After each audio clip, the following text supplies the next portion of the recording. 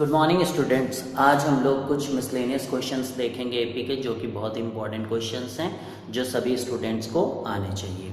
तो यहाँ पर हम लोग कुछ प्रॉब्लम्स देख रहे हैं। तो सबसे पहले मैं लास्ट प्रॉब्लम से यहाँ पे स्टार्ट कर रहा हूँ। तो ये जो कि प्रॉपर्टीज़ पे बेस्ड है, कल हम लोगों ने प्रॉपर्टीज सीखी थी, अब उसका यूज़ देखेंगे। तो यहाँ पे क्वेश्चन है, if b plus c minus a divided by a comma c plus a minus b divided by b a plus b minus c divided by c are in AP, prove that 1 by a 1 by b 1 by c are in AP। तो अगर हम इस problem को करना चाहते तो property हम लोगों ने देखी थी कि अगर हम कुछ ऐड करते हैं या सब्ट्रैक्ट करते हैं या मल्टीप्लाई करते हैं या डिवाइड करते हैं तो जो हमारी एपी की सीरीज रहती है वो एपी में ही रहती है। मे बी उसका कॉमन डिफरेंस चेंज हो जाएगा, मे बी उसका फर्स्ट टर्म चेंज हो जाएगा, लेकिन सीरीज एपी में रहेगी। तो यहाँ पर ये बोला है कि ये सीरीज एपी में है और हमें ये सीरीज एपी में लाना है। तो हमें कुछ ऐसा सोचना है जिससे कि हम अपनी सीरीज को इसमें कन्वर्ट कर लें, कुछ इसी टाइप के मैनिपुलेशंस करके अपनी इस सीरीज को ऐसा बना लें। तो सबसे पहले इंपॉर्टेंट पॉइंट जो देखने वाली यहाँ पर है कि जो डिनोमिनेटर है वो बिल्कुल एग्जैक्टली सेम है जो हमें यहाँ चाहिए, ए बी सी। ठीक है, ए बी सी, यानी कि जो हमारे पास न्यूमरेटर है वो किसी तरीके से हट जाए। ठीक है, सबको समझ में आ रहा है क्या अप्रोच है? हमने ऑलरेडी फिगर आउट कर लिया है कि नीचे जो डिनोमिनेटर है वो सेम है जो हमें अपनी एपी में चाहिए, तो वो हमें यहाँ पर ऑलरेडी मिल गया है।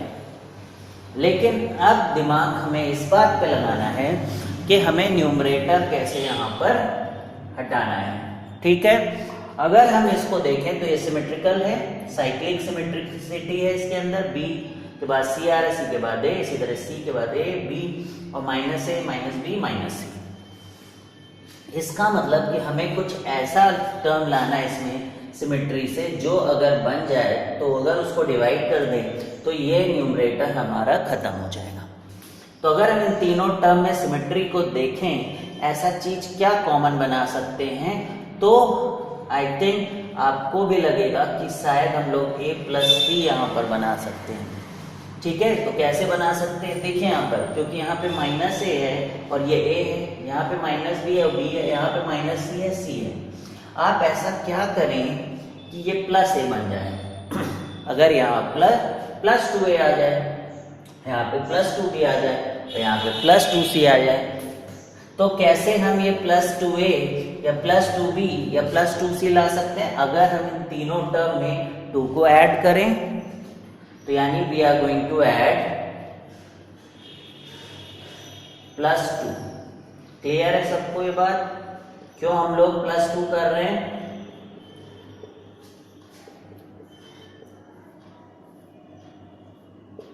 प्लस 2 करने से क्या होगा कि this will become 2a, this will become 2b and this will become 2c।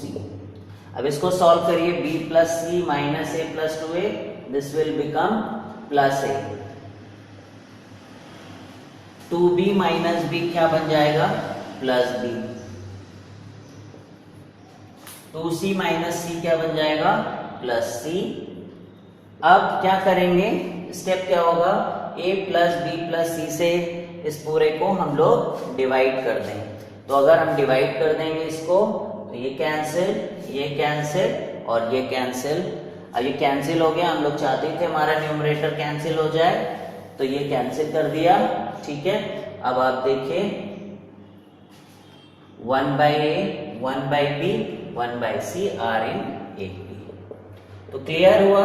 सबसे पहले क्या स्टेप यहाँ पे लिया गया? प्लस 2 ऐड किया गया, then it has become a plus b plus c तीनों में ही, and then we divided a plus b plus c and we got our answer. ठीक है, मैं रब कर देता हूं।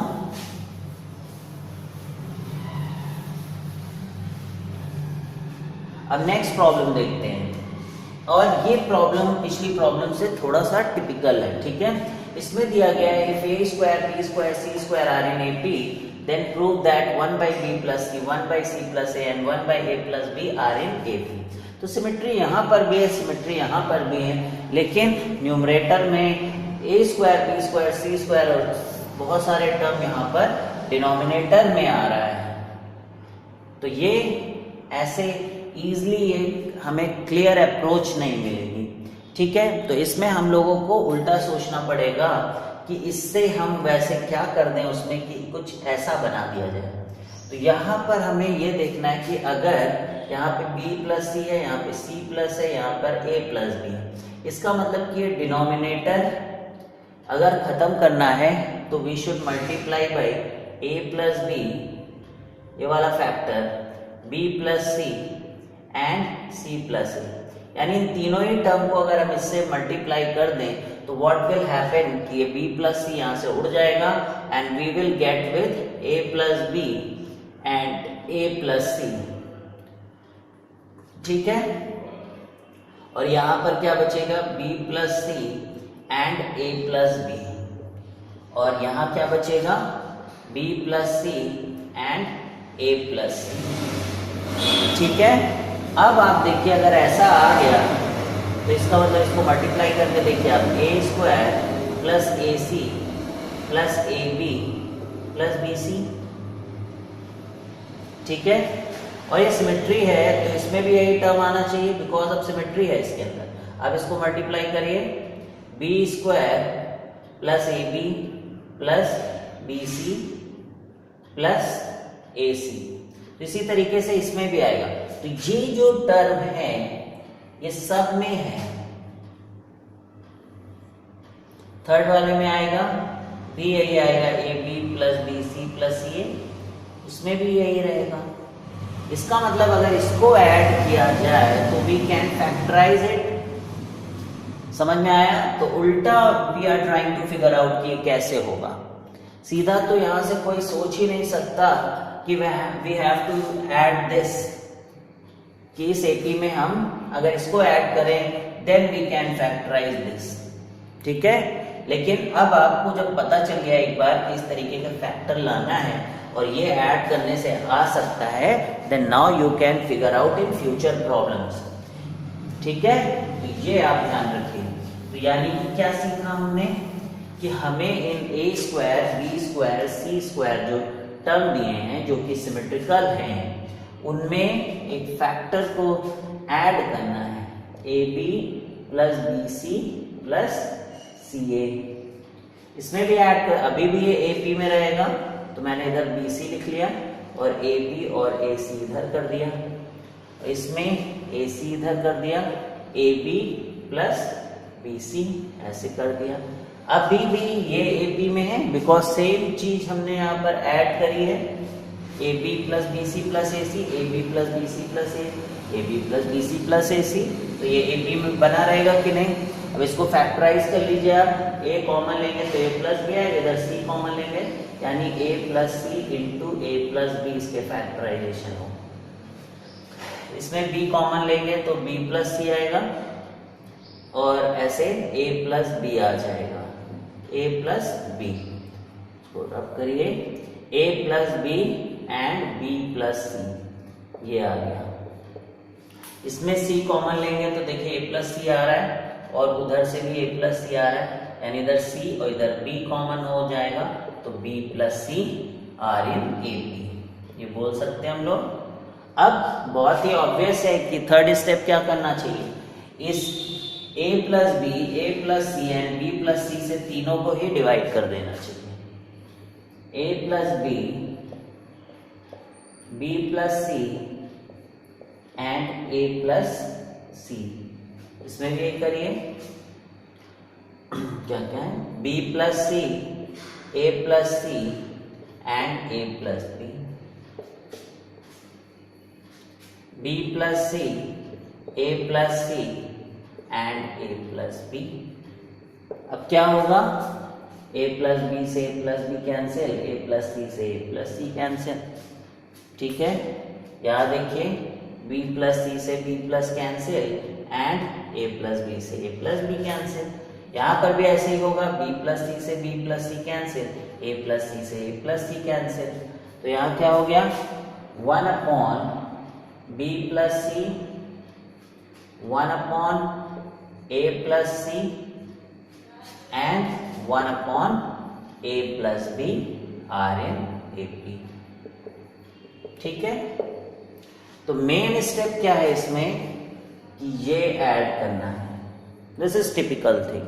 ये सोच पाना बहुत ही डिफिकल्ट है जो भी पहली बार इस प्रॉब्लम को कर रहा होगा। ठीक है, क्लियर है। अब हम लोग नेक्स्ट प्रॉब्लम में बढ़ते हैं। समझ में आ गया कैसे हम लोग प्रॉपर्टीज यूज करके डिफिकल्ट प्रॉब्लम्स कर पा रहे हैं।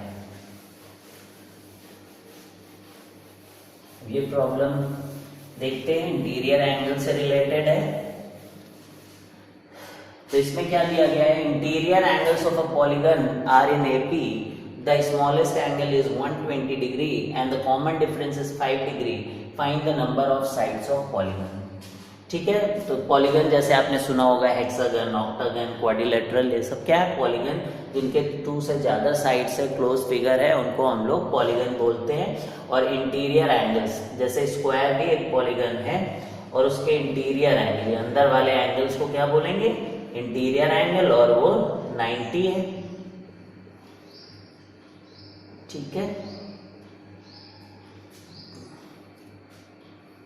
तो जो इंटीरियर एंगल है इनके बारे में बात करी जा रही है। ठीक है, तो सम ऑफ अ इंटीरियर एंगल्स का एक फॉर्मूला होता है, जैसे कि यहाँ हम लोग बताते हैं। अब अगर हमें इनके सम देखा जाए इंटीरियर एंगल का, स्क्वायर की बात मैं करूँ तो 360 आएगा। तो आप क्या करिए, इधर 180 करिए। याद रखने के लिए मैं बता रहा हूँ क्योंकि काफ़ी बार ऐसा होता है कि हम इसे फॉर्मूले को भूल जाते हैं। तो क्या करिए 180, और बताइए इसमें कितने ट्राइंगल हैं, 2। कितने ट्राइंगल बने, 2 ट्राइंगल बने। कितनी साइड्स हैं, 4। इसका मतलब 4 माइनस 2 इंटू 180 करें तो 360 आ जाएगा इसका सम ऑफ एंगल। ठीक है, तो अगर हमें इसे जनरलाइज करना हो तो हम यहाँ क्या कर दें, n-2। वैसे तो आपको इसे याद ही रखना है, अगर आप भूल जाएं तो कभी इस तरीके से याद कर सकते। तो ये ट्रिक थी जिससे आप हमेशा याद रख सकते हैं कि sum of interior angles of a triangle. तो यहाँ पर क्यों सम के बारे में बात कर रहे हैं, क्योंकि यहाँ पर AP दे रखा है और उसका पहला टर्म दे रखा है 120 और कॉमन डिफरेंस भी दे रखा है। अब हमें नंबर ऑफ साइड्स चाहिए तो n निकाल सकते हैं क्योंकि सम के फॉर्मूले में ऐसा है। तो यहाँ से हम लोग लिखते हैं AP को, यानी AP ऐसा होगा 120 degree plus 125 degree plus 130 degree, और ऐसे n टर्म्स लिखने हैं। ठीक है, तो इनको सम करना है, तो लेट्स सम। तो n/2 n टर्म्स होंगे तो क्या होगा, n/2 2a, तो 120 पहला एंगल है, this will become 240 plus n-1, क्योंकि कितने टर्म्स हैं n, और कॉमन डिफरेंस इज व्हाट 5। ठीक है, अब ये हम इसे सॉल्व करेंगे, मल्टीप्लाई कर लीजिए आप, तो this will become n-2 into 360, this is n, and 240, this will become 240n plus 5n minus 5. ठीक है, and there was n इधर n, ये n हम लोगों ने अंदर भेज दिया, इसलिए क्या हो गया 240 इंटू n प्लस 5, ये वाला 5 इंटू n। तो ये क्वाड्रेटिक बनने वाली है और इस क्वाड्रेटिक को we are going to solve. ठीक है, यहाँ अगर हम लोग देखें तो यहाँ पे 5 से कैंसिल किया जा सकता है इसको, 5 7 35 72। यहाँ देखिए 5 4 जा 20, 5 8 जा 40, और ये 5 यानी n-1 बचा। ठीक है, तो this is what 72n minus 144, this is 48n, and this is n square minus n। ठीक है, समझ में आ रहा है आपको? दिस वॉज व्हाट 5 तो कैंसिल ही हो गया था, तो ये n स्क्वायर माइनस n है। ठीक है, अब आप क्या करेंगे, इसको क्वाड्रेटिक बनाइए, n स्क्वायर और ये 48n है ठीक है, माइनस n है, कितना हो जाएगा, this is 47n minus 72n plus 144 is equal to 0। ठीक है, अब ये क्वाड्रेटिक है, इसको सॉल्व करना है, कितना आ जाएगा ये 22,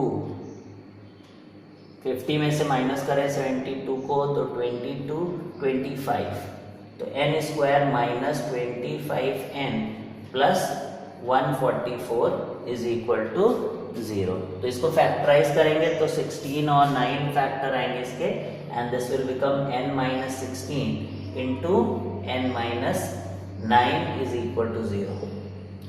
ठीक है, तो यहाँ पे क्या होगा कि आप बोलेंगे कि n इज इक्वल टू 16 हमारा आंसर आ रहा है and n is equal to 9।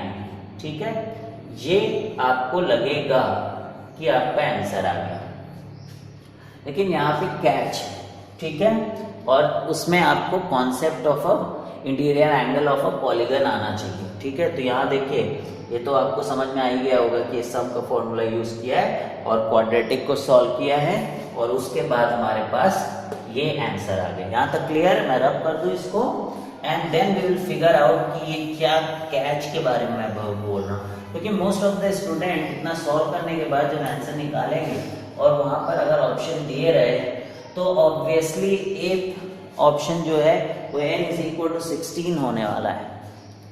ठीक है, तो अब आपको समझ में आना चाहिए कि n इज इक्वल टू 16 क्यों नहीं है।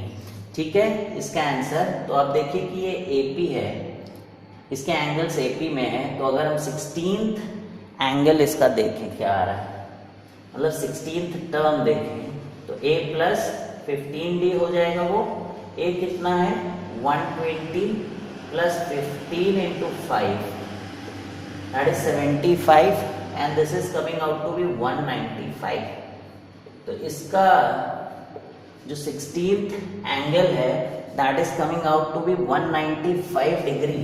अब आप कोई भी पॉलीगन में देखिए कि पॉलीगन्स के एंगल जो होते हैं they are always less than 180, they can not be reflex, और ये इस समय क्या आ रहा है, रिफ्लेक्स एंगल आ रहा है। तो इस बात को आप ध्यान रखिए और बहुत ही अच्छे से समझिए कि कभी भी आप अगर इंटीरियर एंगल्स निकालते हैं पॉलीगन के तो उसमें आप मेक श्योर करिए कि 180 से लेस होने चाहिए एंगल, इसलिए because this is more than 180 तो ये वाला ऑप्शन नहीं होगा और हमारा आंसर क्या होगा n इज इक्वल टू 9।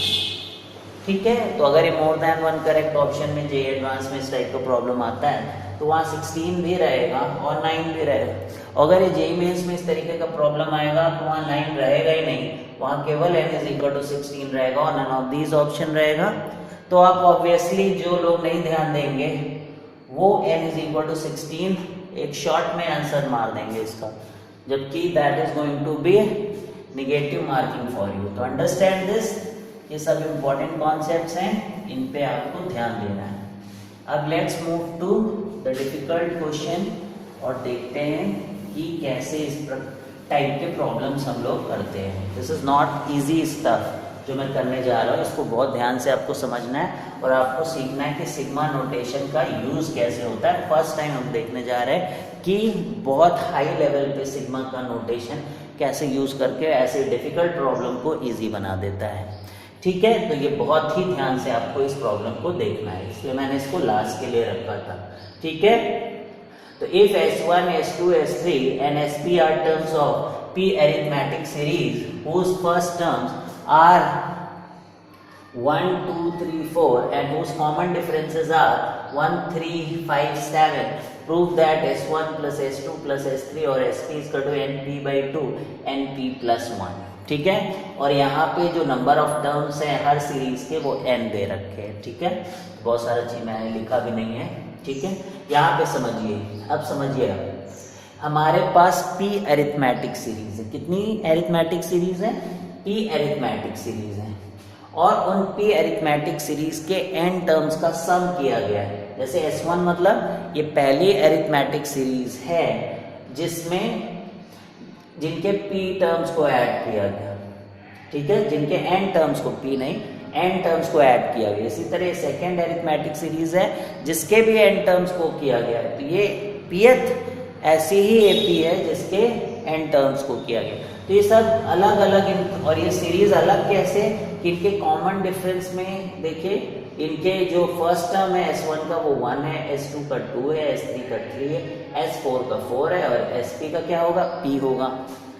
और इसी तरीके से इनके कॉमन डिफरेंस में भी एक पैटर्न है कि पहले वाले का जो S1 का कॉमन डिफरेंस है दैट इज 1, जबकि सेकेंड वाले का 3 है और फिर थर्ड वाले का 5 है। और यहाँ पे जो सीरीज का सम आया है उनका भी सम कर दिया गया है। तो आप सोच सकते हैं कि इजी तो नहीं है बिल्कुल, इसको सोचेंगे कैसे वो इम्पोर्टेंट है हमारे लिए। तो सबसे पहले हम लोग लिखेंगे कि AP1 का फर्स्ट टर्म इज 1, ठीक है। AP1 यहाँ पे A लिखते हैं और यहाँ पे D लिखते हैं और उसका कॉमन डिफरेंस इज 1। उसका डिनोट कैसे कर रहे हैं, S1 से, उसके सम को। अब AP2 उसका सेकेंड टर्म, वो फर्स्ट टर्म इज 2 एंड उसका कॉमन डिफरेंस इज 3, ठीक है। AP3 इसका 3 एंड इसका 5 and this is S2 and this is S3। अब ये कहाँ तक गया, AP का pth, तो यहाँ P होगा और यहाँ पे कोई नंबर होगा, ठीक है, कोई और नंबर होगा जो कि दिया नहीं गया, वो हमें पता करना होगा और ये हमारी SP सीरीज होगी, ठीक है। अब हमें इस पैटर्न को भी, इसके भी nth टर्म जैसे rth टर्म निकालते हैं उसी तरह अपने AP rth वाली जो AP है, एक कोई जनरल AP ले रहे हैं, समझिए आप, कोई जनरल AP ले रहे हैं जिसको हम R बोल रहे हैं।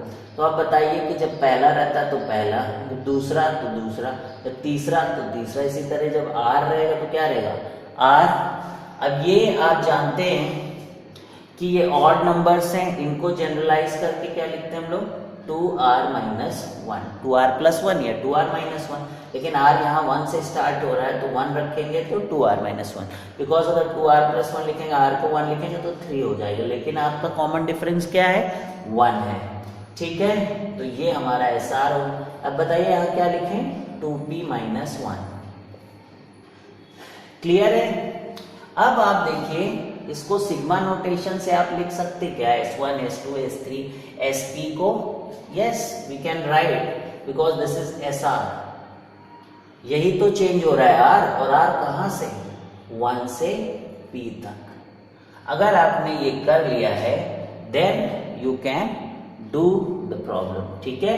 तो याद रखें जो कॉमन डिफरेंस है दैट इज 2r-1, उसको लिख लिया, और जो rth सीरीज का कॉमन डिफरेंस है एंड दिस इज R, ये आपको पता होना चाहिए। अब मैं इसको रब करता हूँ, स्पेस बनाता हूँ and then we can move towards कि कैसे करेंगे, सिग्मा को कैसे सॉल्व करेंगे, जो सिग्मा है, ठीक है। इसको इधर लिखते हैं।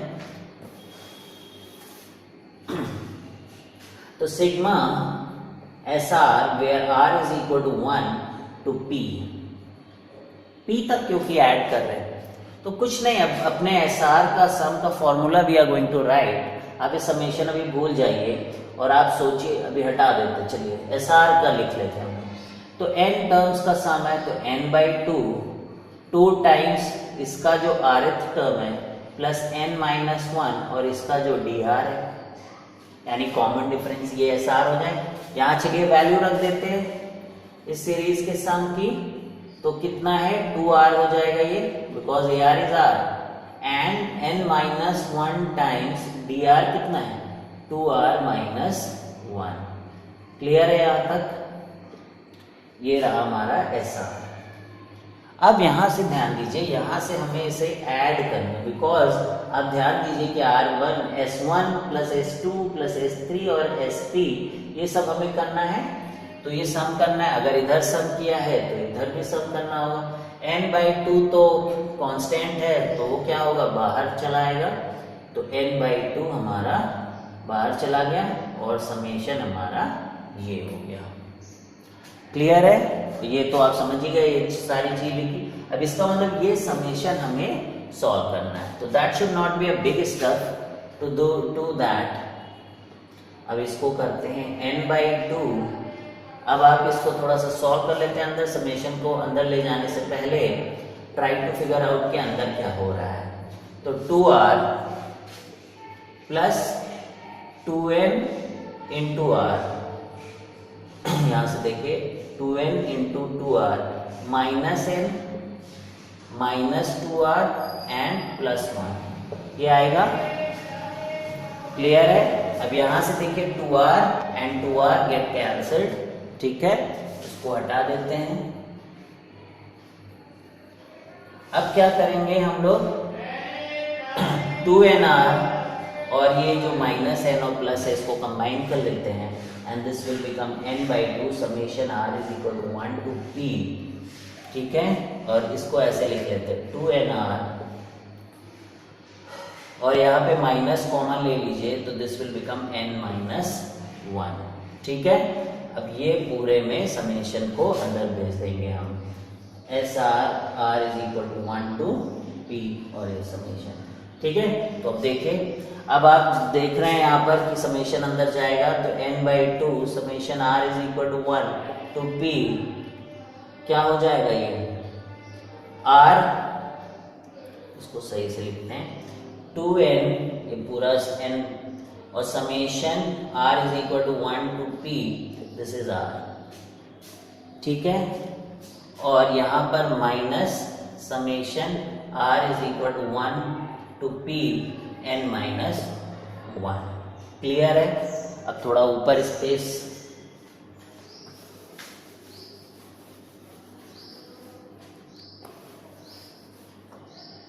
अब आप यहाँ देखिए कि ये r is equal to 1 to p r है, तो ये क्या हो जाएगा, ये r नेचुरल नंबर का सम है, यानी इस तरीके का सम 1 + 2 + 3 + 4 ऐसे r टर्म्स हैं। ये तो AP है, इसका सम आप निकाल सकते हैं। इवन बहुत सारे स्टूडेंट क्लास में पढ़े होंगे कि इनको ऐड करने का फॉर्मूला होता है r × r + 1 / 2, ठीक है। तो आप इसको सम भी कर सकते हैं, इसका फर्स्ट टर्म 1 है और कॉमन डिफरेंस 1 है और इसमें नंबर ऑफ टर्म्स r है, तो आप अपना SN वाला फॉर्मूला लगा के निकालेंगे तो यही आएगा। तो I am doing it now here, r × r + 1/2 हो गया ये, ठीक है। और माइनस, और यहाँ क्या बताइए क्या होगा, यहाँ n-1 है, ये n-1 बाहर जाएगा लेकिन समेशन कितने बार होगा, p के बार, और 1 का समेशन होगा, तो यहाँ क्या आ जाएगा n-1 टाइम्स p, ठीक है। तो ये पूरा ये जो सॉल्व होके ये आ गया है। अब यहाँ से 2 से 2 कैंसिल, ये 2 कैंसिल हो गया, ठीक है। अब आप देखिए,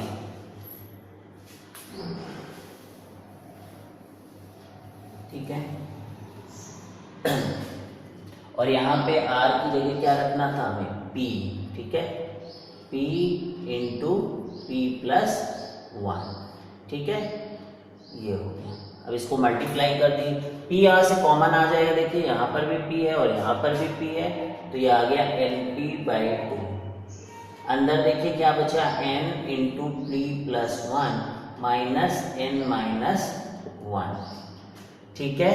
अब यहाँ से सॉल्व कर लीजिए, np/2 np + n minus n + 1, n और n कैंसिल, और np/2 × np + 1, ठीक है। तो ये पूरा स्टफ ये आ गया, ठीक है। तो आप ये समझ गए कि किस तरीके से ना, अगर आपको एक बार में नहीं आया तो रिवाइंड करके फिर से देखिए कैसे समेशन का, यानी हमने एक सीरीज का सम का फॉर्मूला लिखा और फिर उसमें समेशन लगा दिया, इस तरीके से ये 1 से लेकर p तक सम आ गया। अब हम लोग और भी कुछ इंटरेस्टिंग प्रॉब्लम्स देखने जा रहे हैं, डोंट मिस देम, और फिर हम लोग देखेंगे आगे।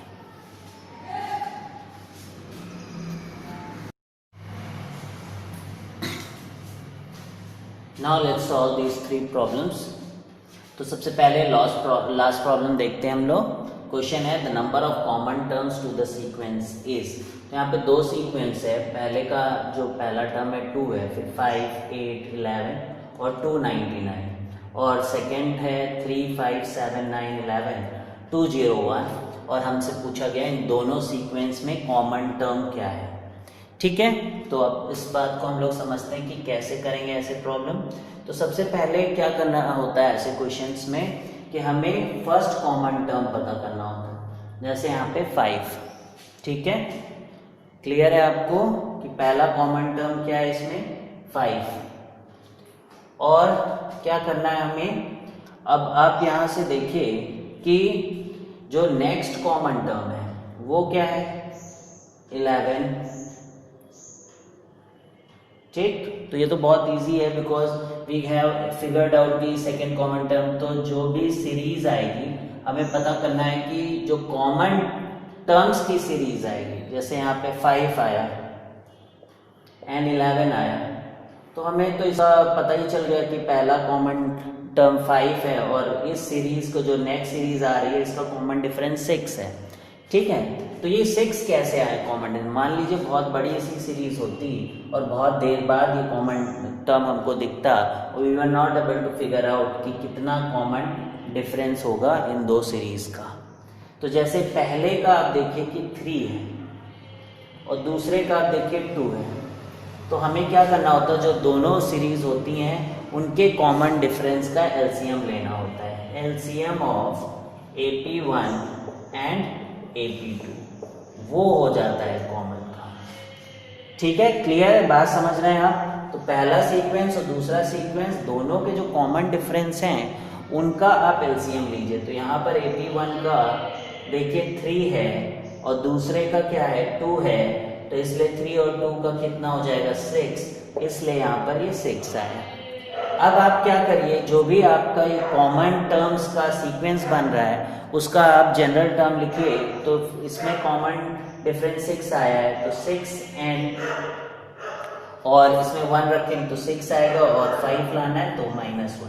तो ऑलरेडी मैंने मेथड बताया कि कैसे हम इतना फास्ट ही कर सकते हैं। फिर आप ये जानिए कि आपके जो इस सीरीज का लास्ट टर्म है वो इनके बराबर हो सकता है या इनसे छोटा। तो इसमें से जो सबसे छोटा टर्म है वो इससे क्या होगा बड़ा होगा या फिर इक्वल हो सकता है कि इस सीरीज में ये आ जाए। तो अब हम इसे सॉल्व करेंगे। तो 6n लेस देन और इक्वल टू 202। अब यहाँ से इसको डिवाइड कर दीजिए, n को 202 divided by 6 will be written as 101/3। तो दिस विल बी 33 2/3, ठीक है। तो यानी n अगर 33 2/3 हो जाए तो ये टर्म आ जाए, ठीक है। और यहाँ पर लेकिन हमें क्या है लेस देन भी चलेगा, तो फिर जो हमारे लिए नेचुरल नंबर होगा दैट विल बी 33। तो जो भी ये n आ जाए वही हमारे लिए कॉमन डिफरेंस होगा, ठीक है। और इस तरीके में क्वेश्चन पूछा जा सकता है कि जो कॉमन टर्म्स हैं उनका आप टोटल सम बताइए। तो अब आपको अगर लास्ट टर्म पता चल गया है, फर्स्ट टर्म पता चल गया है, तो आप सम भी बता सकते हैं। इवन आप लास्ट टर्म भी निकाल सकते हैं because you already know the n। तो इसलिए बहुत ही इजी होते हैं प्रॉब्लम्स। तो एक बार फिर से मैं बोल देता हूँ कि what you have to do, आपको फर्स्ट टर्म पता करना है, आपको फिर जो हमारे कॉमन टर्म्स की एक सीक्वेंस है उसका आपको पता करना कि कॉमन डिफरेंस क्या होगा। तो उसके लिए आप दोनों ही सीरीज के जो कॉमन डिफरेंस आए हैं उनका एलसीएम लीजिए, ठीक है। जैसे इसमें 3 था 2 था, उसका एलसीएम 6 हो गया। एंड आफ्टर दैट आप देखिए कि इन दोनों में से जो छोटा हो आपका जो सीक्वेंस का लास्ट टर्म आएगा that should be less than और इक्वल टू, फिर वो इनइक्वालिटी लगा के जो नेचुरल नंबर आपका सेटिस्फाई करे आप वो आंसर यहाँ लिख सकते हैं, ठीक है, क्लियर है। तो let's move to other problem.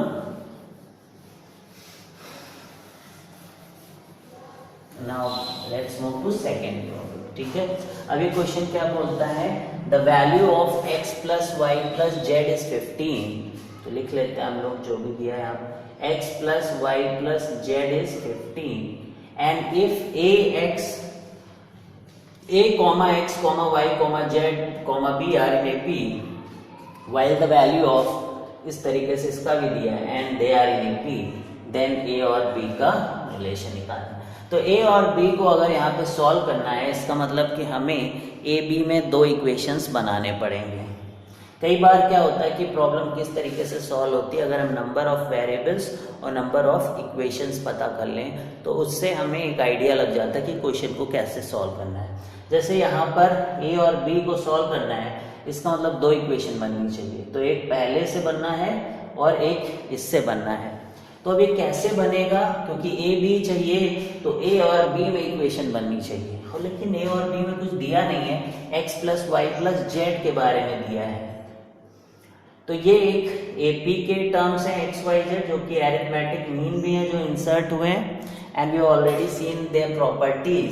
तो मैं अगर आपको इसका टर्म का सम लिखूं तो this will be 3/2 times x plus z, लिख सकते हैं कि नहीं? Number of terms are 3, n/2 first term plus last term, लिख सकते हैं ये, ठीक है। तो ये हमारे मिडिल टर्म जो इसके क्या बोलते हैं एम्स हैं उनका सम हो गया। एंड वी नो कि जो एम का जो सम होता है या जो मीन होता है दैट इज इक्वल टू किसके बराबर होता है, जो फर्स्ट और लास्ट यानी उनके मीन के बराबर भी होता है, ठीक है। तो ये जो है that should be equal to a plus b/2, ठीक है। तो यहां से ये आ गया हमारे पास, ठीक है। तो यहाँ पर हम लोग क्या देख रहे हैं कि हमें अब a प्लस बी के लिए रिलेशन बनाना है, यानी a और b में रिलेशन बनाना है। तो व्हाट वी कैन डू कि जो भी सिमेट्रिकल टर्म्स का मीन होता है दैट इज ऑलवेज इक्वल, ठीक है। तो यहाँ पर अगर देखें कि यहाँ पर अगर हम लोगों ने पहला फर्स्ट टर्म लिया है और दूसरा लास्ट टर्म लिया है तो सिमेट्रिकल है, तो a प्लस b/2, ठीक है। और यहाँ पर हम लोग ये जो अंदर के मीन्स हैं उनका अगर सम लें तब ये 15 हम लोग जनरेट कर सकते हैं। तो x plus y plus z divided by 3। तो क्या किया हम लोगों ने, सिमेट्रिकल टर्म्स का प्रॉपर्टीज को देखिए तो क्या है कि जो सिमेट्रिकल टर्म्स होते हैं एपी में अगर उनका अरिथमेटिक मीन लिया जाए तो दैट इज ऑलवेज इक्वल। तो यहाँ पर x plus y plus z ये सिमेट्रिकल टर्म्स हैं, इनका मीन लिया गया x plus y plus z is equal to 3, और यहाँ पर इसका भी मीन लिया गया a प्लस b/2। यहाँ दो टर्म इसलिए 2 से डिवाइड किया गया, यहाँ पे 3 टर्म है इसलिए इनको 3 से डिवाइड किया, दैट शुड बी इक्वल। तो ये x plus y plus z कितना है 15 divided by 3 and that is 5। तो यहाँ से हमारा एक रिलेशन आ गया a plus b is equal to 10। Clear है। अब इसी तरीके से हम लोग यहाँ पर भी करते हैं, यहाँ पर भी ऐसे लिख सकते हैं 1 प्लस 1/a 1/b/2, ये अरिथमेटिक मीन निकाल लिया हम लोगों ने और इनका सिमेट्रिकल टर्म्स बिकॉज उसी का सम दिया है तो उसको ले लेना चाहिए हमें। इसको किससे डिवाइड किया, 3 से, ठीक है। अब बताइए आप इसका सम क्या दिया गया है, इधर लिख देता हूं मैं 1/3 इंटू 5/3। अब इसमें आप एलसीएम ले लीजिए, that is a plus b by 2ab is equal to 5/9, ठीक है। अब इस 2 को इधर भेज दें अगर तो दिस विल बी 10, और अभी आपने देखा a प्लस बी क्या था 10 था, यहाँ रख दीजिए, 10 से 10 कैंसिल और ए बी क्या आ गया हमारा 9। अब यहाँ पर हमारे सोल्यूशन दिए ही हुए हैं, हम देख लें कि कौन से सोल्यूशन है जो इसको सेटिस्फाई कर रहे हैं। तो a plus b 1 plus 9 is equal to 10 and 9 plus 1 is also equal to 10 and 9 into 1 is 9, ठीक है।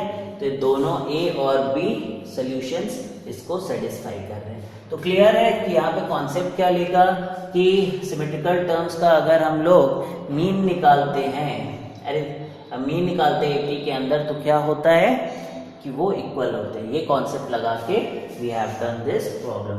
Now let's move to first problem.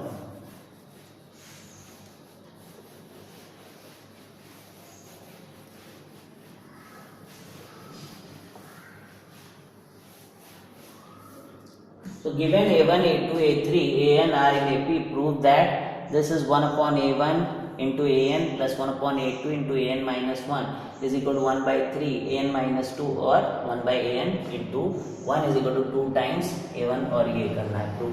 तो देखिए यहाँ पर भी हम लोग यही प्रॉपर्टी लगाने जा रहे हैं कि किन्हीं भी दो सिमेट्रिकल टर्म्स को अगर हम लोग लें तो उनका जो मीन होगा that will be always equal. जैसे यहाँ a1 an है तो इसका मीन ले लिया। अब यहाँ पे देखिए कि यहाँ पे सिमेट्रिकल टर्म्स ही लिए गए हैं। कल मैंने बताया भी था कि सिमेट्रिकल टर्म्स कैसे होते हैं, अगर उनके सबस्क्रिप्ट को ऐड करें आप तो n+1 आता है। तो यहाँ पर ये that will be a2 + an-1 divided by 2 is equal to इसी तरीके से a3 + an-2/2 और ऐसे ही ये will be 1/an + a1 divided by 2। ठीक है, तो ये आप ऑलरेडी जानते हैं। Now we are going to do something. इसको सॉल्व करेंगे तो पहले क्या करेंगे, इसमें हम लोग वी विल मल्टीप्लाई बाई ये क्या है पहला टर्म, और देखिए यहाँ पे क्या लाना है a1 + an। तो हम a1 + an से ऊपर नीचे मल्टीप्लाई करेंगे। देखिए अगर ये 2 कैंसिल भी कर दे तो कोई फर्क नहीं पड़ेगा। ठीक है, तो हम क्या करेंगे a1 + an से मल्टीप्लाई करेंगे और a1 + an से डिवाइड भी करेंगे और यहाँ अंदर हो जाएगा a1 × an + 1/a2 × an-1 और ऐसे करते हुए 1/an × a1। ठीक है, क्लियर है। अब देखिए क्या करिए आप, अब इसको तो यहीं रखना पड़ेगा लेकिन इसे अंदर भेज दीजिए। तो यहाँ ये सब टर्म के साथ जाएगा a1 + an upon a1 an। लेकिन देखिए a1 + an a2 + an-1 के भी इक्वल है। तो यहाँ ये लिखिए, ये इसमें मेन पॉइंट है। यहाँ क्या लिखेंगे a3 + an-2 और यहाँ हो जाएगा आपका क्या है, यहाँ पे कौन से टर्म है an + a1 divided by a1 an। ठीक, अब आप इनको अलग अलग कर लीजिए। इसको तो अंदर ही भेज दिया, ये बचा हुआ है a1 + an। अब ये देखिए जब इसको आप डिस्ट्रीब्यूट करेंगे तो ये बन जाएगा 1/an, ये बन जाएगा 1/a1, ये बन जाएगा 1/an-1। This will become 1/a2 और यहाँ बनेगा 1/a1 + 1/an। ठीक है, जब इस तरीके से करेंगे। अब देखिए हर टर्म यहाँ पे 2 टाइम्स आया, an और an, a1 और a1। तो यहाँ से एक एक टर्म हम लोग लिखेंगे, बाकी का जो 2 है वो यहाँ पर कॉमन ले आएंगे। ठीक है, तो इसका मतलब यही लिख देते हैं 1/a1 + an था ही। अब ये 2 टाइम्स इसको ऐसे लिखेंगे, इसको मैं रब कर देता हूँ पूरा और आप समझिए ये सब आ जाएंगे 2-2 बार। 2 times a1, 2 times a2, 2 times a3 and this is 2 times an। ठीक है, अब आप क्या करें, इसमें से 2 कॉमन ले लें, सब में से 2 कॉमन ले लें और 2 चला जाएगा हमारा बाहर। ठीक, तो समझ में आ गया कैसे क्या किया गया। तो मेन पॉइंट ये था कि जो मीन है सिमेट्रिकल टर्म्स का दैट इज इक्वल, तो फिर इसको ऊपर नीचे इसको मल्टीप्लाई किया। लेकिन क्योंकि जहां पर हमें जिस टाइप का ये फैक्टर दिख रहा है नीचे मल्टीप्लाई में, उससे रिलेटेड 2 टर्म का सम ऊपर बना के लिख लिया जिससे वो कैंसिल हो जाए और फिर हमारा आंसर आएगा। ठीक है, now we will see few more problems and then we are going to finish this lecture.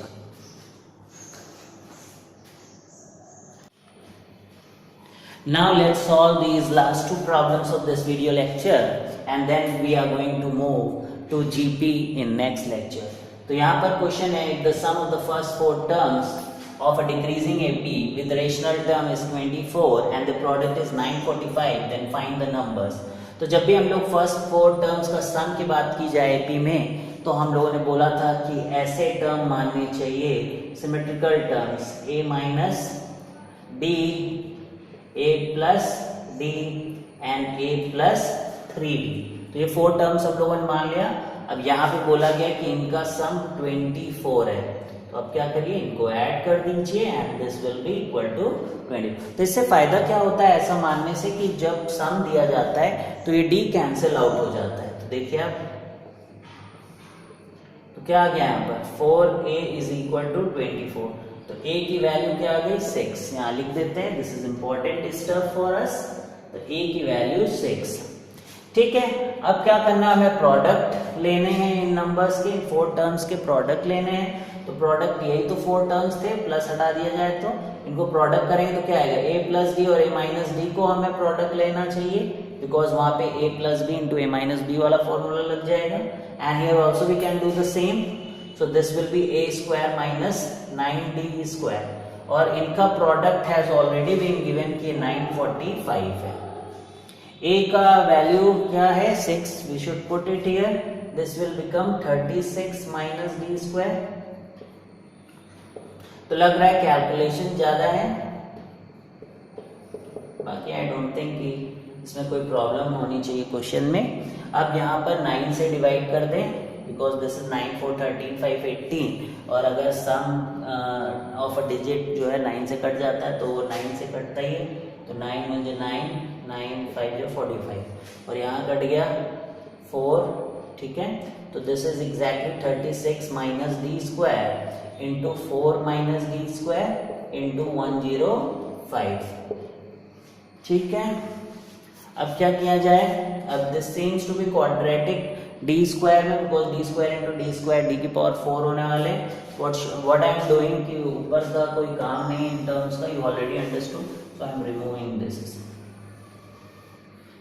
इसको सॉल्व करते हैं, तो 36 इंटू 4 कितना होगा 144 minus 36 D square and minus 4 D square, that is 40 D square, and this is D की power 4, यहाँ लिख देते हैं, and this is equal to 105, ठीक है।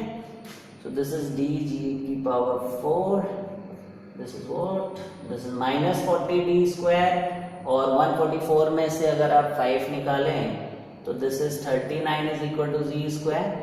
अब देखिए इसको फैक्टराइज कर सकते हैं हम लोग, क्योंकि 39 है, 39 के फैक्टर 39 और 1, तो this can be written as D की डी स्क्वायर माइनस इसके factor will be D square minus 39 into D square minus 1 is equal to 0, यानी कि डी स्क्वायर की वैल्यू या तो 1 है या फिर डी स्क्वायर की वैल्यू 39 है। तो डी की वैल्यू क्या हो जाएगी प्लस माइनस 1, एंड यहाँ से डी की वैल्यू प्लस माइनस रूट 39। अब देखिए यहाँ पर डिक्रीजिंग एपी बोला गया है, डिक्रीजिंग का मतलब कि डी जो है वो निगेटिव होना चाहिए ना कि पॉजिटिव। तो यहाँ से बचता है डी या तो -1 या फिर माइनस रूट 39। फिर उसमें बोल रहा है विद रेशनल टर्म, तो ये तो इरेशनल आ गया, तो rational minus irrational is what, this is irrational, तो ये भी नहीं होगा। इसका मतलब कुल मिला के डी की वैल्यू -1 आ गई। अब हमने टर्म्स क्या लिए थे और उनको लिख लेते हैं टर्म्स को, आई एम रिमूविंग दिस। तो क्या है था, टर्म थे a minus 3d, a minus D, a plus D and a plus 3d। तो फर्स्ट टर्म पता कर लेते क्या है, 6 माइनस यानी प्लस 3 हो गया, दैट इज 9, ठीक है। अब कॉमन डिफरेंस कितना है इसमें, d नहीं है 2d है, तो 2 कम कर दो 7, 2 और कम कर दो 5, 2 और कम कर दो 3, ये हमारे 4 टर्म्स है। क्लियर। तो कुछ ज्यादा इसमें स्पेशल चीज नहीं थी, एक ये बात समझना था डिक्रीजिंग एपी है इसलिए डी निगेटिव होना चाहिए, रेशनल टर्म्स लेने हैं इसलिए हमें वहां से एलिमिनेट करना पड़ेगा अपना ऑप्शन, एंड 4 टर्म्स लिए जा रहे हैं तो उनके सम के बारे में बात हो रही है, तो it's better to take the symmetrical terms what we have learn in the case of even numbers. जब इवन टर्म्स लेने हो तो वो discuss already we have done in AP, ठीक है। अब now we are moving towards this last problem and then we can finish this lecture. Question is very important. If x, y, z are real number satisfying this equation, then prove that x, y, z are in AP. तो ये question ऐसा दिया जा सकता था, and अब objective में कैसे आता है, बोलते हैं XYZ AP में है, XYZ HP XYZ GP में है, या अर्थमेटिको ज्योमेट्रिक सीरीज में है, तो फिर आपको क्या है कि ये एक मल्टीपल चॉइस क्वेश्चन भी बन सकता है। बहुत ध्यान दीजिए कि कैसे करेंगे, इसमें कॉन्सेप्ट भी बहुत इंपॉर्टेंट है क्वेश्चन के अंदर, तो अच्छे से समझिए। अब हम यहाँ पे इसको मल्टीप्लाई करेंगे तो 25 इंटू 9 इंटू एक्स स्क्वायर 225 किसी का स्क्वायर होता है, दैट इज 15, तो this can be written as 15x का whole square. This is 25y square, this is 5y का whole square, and this 25 into, and this is not multiplied here, तो this is 3z का whole square, और यहाँ पे 15x and multiplication is 5y, 15yz that is 5y into 3z, ठीक है, minus और 15x into 3z, ठीक है। तो ये क्या कर दिया, why did I break all this and made this square, तो ये इस पैटर्न से मैच कराने के लिए this has been done। देखा, याद आया, ये बहुत बार यूज हुआ है IIT के प्रॉब्लम्स में, ठीक है। दैट वाज इक्वल टू 0, तो ये क्लास 9 के सिलेबस से NCERT की बुक में दिया गया है, वहां से है। तो यहाँ पर क्या होता है, हाफ a माइनस बी का होल स्क्वायर, ये आपको पता होना चाहिए formula, b minus C and c minus a का होल स्क्वायर। तो अगर ये 0 हुआ तो यू ऑलरेडी नो कि a बराबर b बराबर c होगा, ठीक है। तो इस तरीके से इसको लिखेंगे। तो यहाँ पर a क्या है 15x, b क्या है 5y का होल स्क्वायर, ठीक है। इसी तरह इसको रब करते हैं b, और 5y माइनस 3z का whole square and 15x minus 3z का whole square is equal to 0। इसका मतलब 15x is equal to 5y and 5y is equal to 3z and 15x is equal to 3z होगा, because 3 real number के square का 0 तभी हो सकता है when all the numbers are equal to 0। तो यहाँ से देखिए दोनों इक्वल हैं, so I can combine this thing, this is very important step। अब x y z आ गए, इसको मैं कोई लैम्डा मान लूं, और मैं क्या करूं, इसको 15 से डिवाइड कर देता हूं, 15